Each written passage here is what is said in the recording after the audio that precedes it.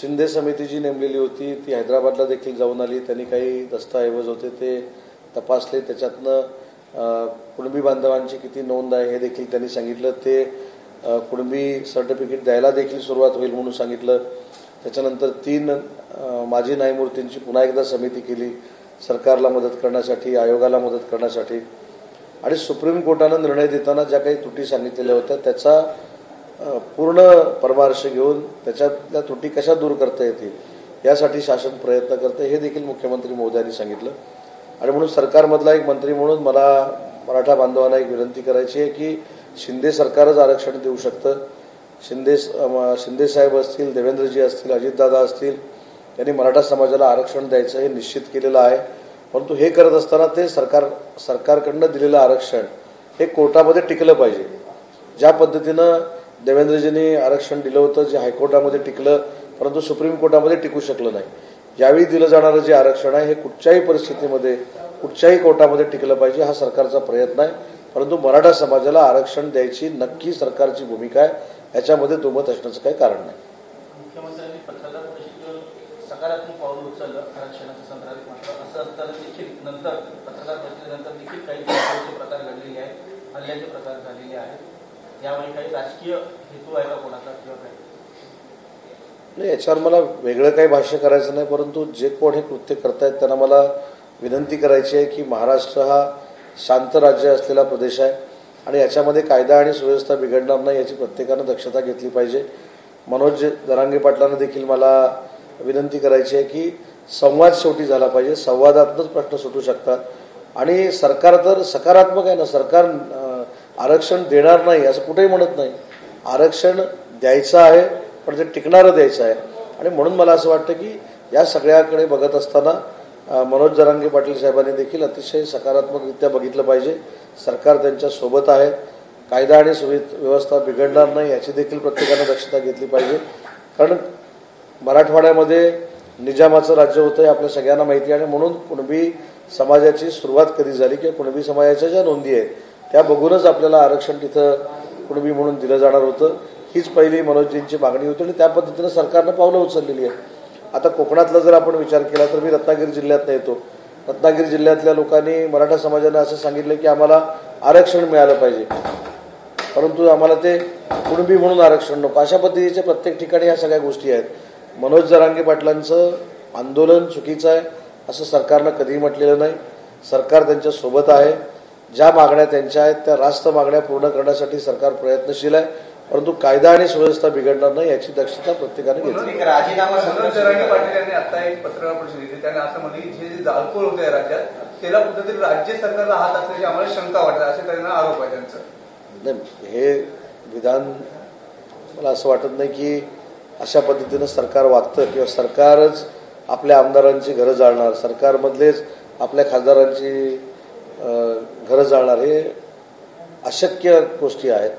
मला असं वाटतं की त्यांचा गैरसमज झालेला आहे. त्यांना चुकीचं कोणतरी ब्रीफिंग करत आहे. एकनाथजी शिंदेनी स्वतः सांगितलेलं आहे की मराठा आरक्षण दिल्याशिवाय मुख्यमंत्री म्हणून मी गप्प बसणार नाही. मला असं वाटतं की 40 दिवसाचं ठीक आहे, काही दिवस पुढे गेलेले आहेत, कशासाठी गेले. जर आज नोंदीच्या 11,000 मिळालेल्या आहेत, 11,000 नोंदी मिळाल्या आहेत त्याचा अर्थ 11,000 लोकांना आपण आरक्षण देणार नाही आहोत. जर 1901 सालातला रेफरन्स असेल तर आतापर्यंत जेवढ्या पिढ्या गेलेल्या आहेत 1901 सालामध्ये जर नोंद झाली असेल त्यांचे जेवढे वारस आहेत त्या सगळ्यांना आपण सर्टिफिकेट देणार आहोत कुणबी म्हणून. आणि बहुसंख्य लोक त्याच्यामध्ये आहेत. त्याच्यामुळे मला असं वाटतं की काही गोष्टी या समजून घेतल्या पाहिजेत. आणि शिंदे समितीचं काम झालं म्हणजे काम संपलं नाही. तर मराठा समाज हा कशा पद्धतीनं सुप्रीम कोर्टानं ज्या पद्धतीनं सांगितलं त्या पद्धतीनं मागासलेला आहे की नाही याच्यासाठी जो सर्व्हे करायचा आहे तो देखील सर्व्हे लवकरात लवकर करण्याच्या सूचना या मुख्यमंत्री महोदयांनी सकाळच्या बैठकीमध्ये दिलेल्या आहेत. त्याच्यामुळे समंजसपणानं हा प्रश्न हाताळणं गरजेचं आहे. सरकारनं एक पाऊल पुढे टाकलेलं आहे. संवाद घडला पाहिजे आणि संवादातनं मराठा समाजाला आरक्षण मिळालंच पाहिजे ही आमची भूमिका आहे. पण राजीनामा सत्र सुरू झालेलं आहे. गेवराईचे आमदार लक्ष्मण पवार यांनी राजीनामा दिला. त्यानंतर आपले खासदार हेमंत पाटील त्यांनी सुद्धा राजीनामा दिला. किंबहुना त्यांच्याकडून तो मागण्यात आला. तर दबाव आहे नेत्यांवर. नाही, दबावापेक्षा शेवटी भावना देखील महत्वाच्या आहेत ना. आपण प्रत्येक गोष्ट दबावानं करत नसतो, कधीतरी भावनेचा देखील विचार करत असतो. आणि मराठा समाजाला आरक्षण मिळालं पाहिजे ही माझी देखील भावना आहे, जशी हेमंत पाटील साहेबांची भावना आहे, या पवारांनी राजीनामा दिला असेल त्यांची भावना आहे. हा राजीनामा म्हणजे प्रातिनिधिक पाठिंबा मराठा समाजाला आरक्षण मिळावं यासाठी दिलेला आहे आणि ते मराठा समाजाच्या आंदोलकांशी सहमत आहे, त्याच्यातून स्पष्ट झालेलं आहे. तर मला असं वाटतं की आमदारांची घरं जाळणं, गावबंदी करणं किंवा सगळ्या गोष्टी करणं कितपत योग्य आहे त्याचा फेरविचार करणं आवश्यक आहे. सरकारनं एक पाऊल पुढे टाकलेलं आहे, सरकारशी संवाद साधावा. मी आत्ताच जालनाच्या जिल्हाधिकाऱ्यांशी चर्चा केली, त्यांनी देखील मनोज जरांगे पाटलांशी जाऊन चर्चा केलेली होती.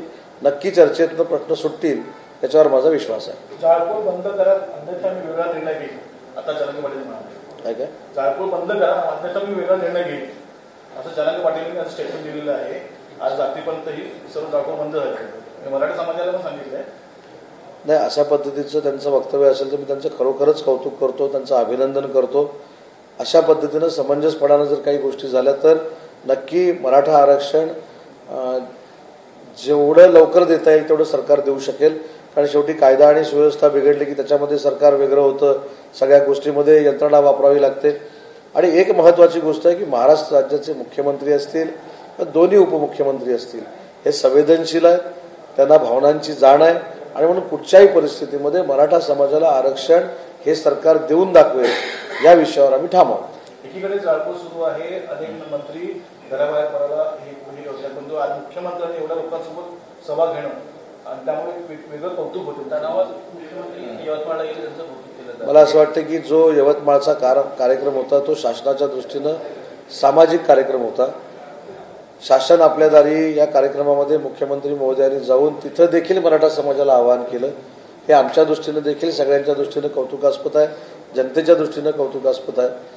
जे शासनाचे कार्यक्रम आहेत ते देखील मुख्यमंत्री करण्याचा प्रयत्न करत आहेत, परंतु त्यांच्या मनामध्ये नक्की मराठा समाजाला आरक्षण देण्याचा विषय कायमस्वरूपी असतो.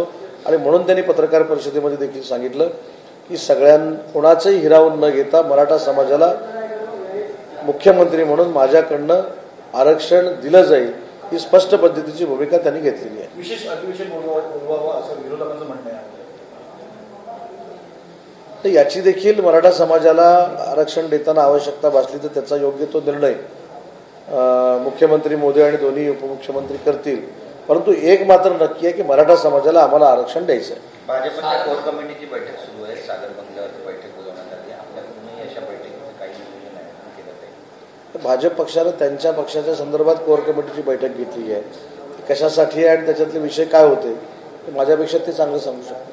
सर, सुप्रिया सुळे आणि संजय राऊत यांनी अशी मागणी केली, राज्यात अशांतता असताना देवेंद्र फडणवीस बाहेर राज्यातून प्रचार करतात आणि सुप्रिया सुळे पण म्हणतात की राज्यात अशांतता आहे तर गृहमंत्र्यांनी राजीनामा द्यावा अशी विरोधकांची मागणी आहे. कसं बघते त्याच्या मागणीकडे?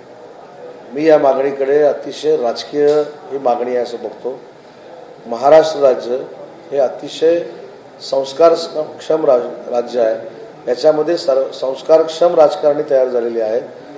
मी फार छोटा राजकारणी आहे किंवा कार्यकर्ता आहे, पण मला सगळ्यांना विनंती करायची आहे की पेटवणं फार सोपं आहे, विझवणं फार कठीण आहे. प्रत्येकावर ही वेळ येऊ शकते याचं भान प्रत्येकानं ठेवलं पाहिजे.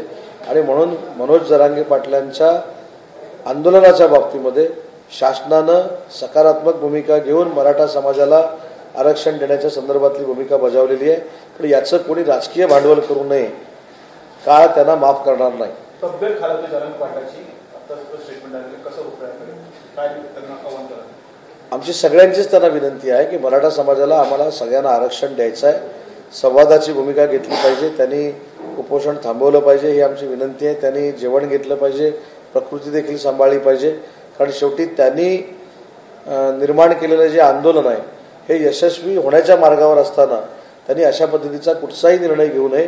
त्यांच्याच पुढाकारानं हे आंदोलन यशस्वी होईल आणि मराठा समाजाला न्याय मिळेल असे जर चित्र निर्माण झालं असेल तर त्यांनी या गोष्टीचा सकारात्मक विचार करावा. एकीकडे उद्धव ठाकरेंवर पण याबद्दल टीका केली जाते की ते का कधी दिल्लीला गेले नाही मराठा आरक्षणासाठी आणि मुख्यमंत्र्यांना ज्या पद्धतीने टार्गेट केले जाते, दोन्ही उपमुख्यमंत्र्यांच्या पोस्टरला काळ वाटण्याचं काम सुरू असताना संजय राऊत देखील टीका करतात, त्यामुळे हा प्रश्न विचारला जातो. खरं त्याला राजकारणाचा स्पर्श करणं आवश्यक आहे असं मला वाटत नाही.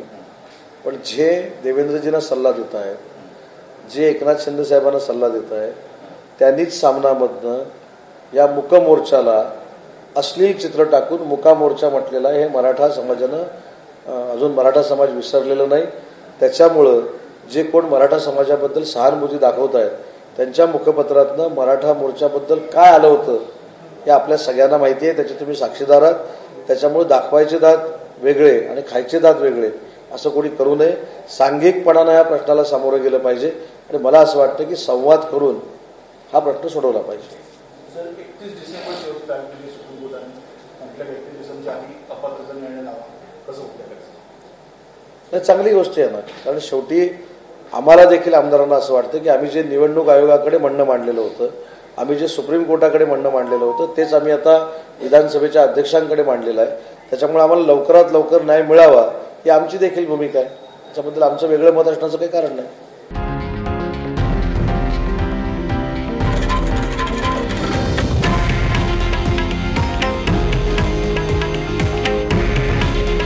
हे आहे देशातील नंबर 1 न्यूज नेटवर्क आणि आपण पाहत आहात TV9 मराठी. काळजी तुमची, हित महाराष्ट्राचं.